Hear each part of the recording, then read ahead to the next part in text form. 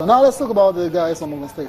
Yes, when the governor said, okay, you guys got 2 million naira for winning. Okay, I'll just add 1 million naira. But then it's not all about the money. It's about the fact that they were able to put Ogun State on the map. Yes, It's international edition. You have more schools actually coming in from Benin Republic, of course, from Ghana, and for them to have emerged. I mean, it's actually the third time trying a school from Ogun. Yes. Is coming for the competition, and the first time they are winning it. There they are presenting the trophy they won to the governor, and of course the governor was really excited because this was not something they expected. You think, okay, all the kids are coming down to Lagos to participate. So many schools, 16 schools in all, and for them to have emerged the winners simply means they are good.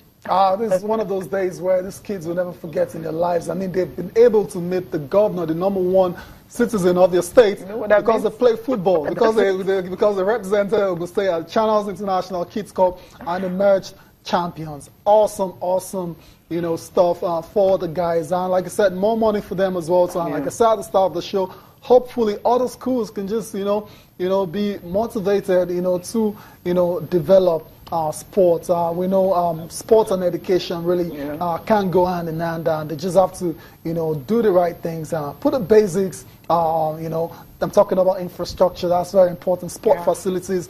The basics, that's all these kids need. A field, playable field. Playable field, because we saw some of the fields that some of these schools actually played in coming here. It doesn't look good at all. But I think he's going to work on that, because he also talked, he didn't just, I love the fact that he didn't focus about the money, and of course they're winning. It shouldn't be about the money was about the fact that, okay, they need to actually, just learn more in school, focus on their education, and the fact that he's looking forward to actually seeing one of them maybe breaking into the Super Eagles in future. I mean, you never can tell. Incredible. We saw we did the team of the tournament, and you saw many players from African Church. So the talents are not in doubt.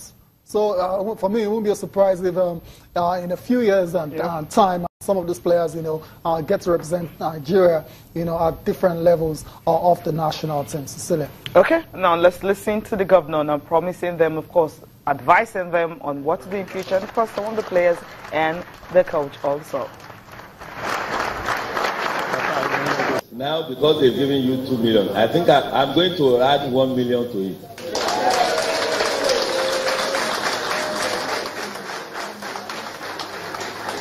But what you have done is beyond money. I am happy that you have done this. You have put Ogun State on that national and even world share there. So you should, #1, face your studies. Even if you know how to play this ball very well, if you are not very educated, then it's not good. So you must all be very, very, very educated. When you finish this, your school, you are going to get to secondary school, you are going to get to universities like that. So when you have all those degrees, with this talent that God has given you, then you can be everything you want to be. I feel happy because this competition is international one, and we won first. I thank God for the competition. We cannot develop sport in Nigeria without taking cognizance of the grassroots development. This is where the cradle of sport is. And until we are able to go back to our various grassroots, sport cannot develop. If they have been monitored right from the grassroots, the idea of 8 sheets, of course, will be eradicated. All right. Reaction coming from there. Interesting. I mean, just you have not a problem really. I won't say it's a problem, but you feel monetary rewards at this stage is not the way to go. Am I correct? If you check the Nigerian economy right now, I mean, some of the kids will know that, okay, they will need the money. But another thing is, maybe the governor can also go the way of scholarship. Just look at the ones because we're looking at this school now. It's not a private school. We all know that. So maybe some of these kids that if they're in primary school, you can give some scholarship because you actually want them to go to school. You want them to advance. You want them to college, college and all that. Their parents may not be able to afford in future. So you can look at maybe 2 or 3 who were really outstanding and give them scholarship to university level. That would also be another one, because they already got the money in here.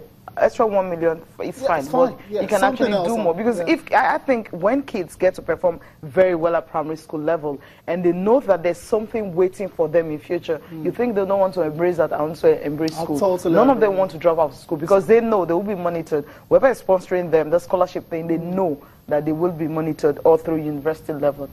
Is totally you're actually, keeping your future forever. Totally agree with you. Nothing more to add to that one.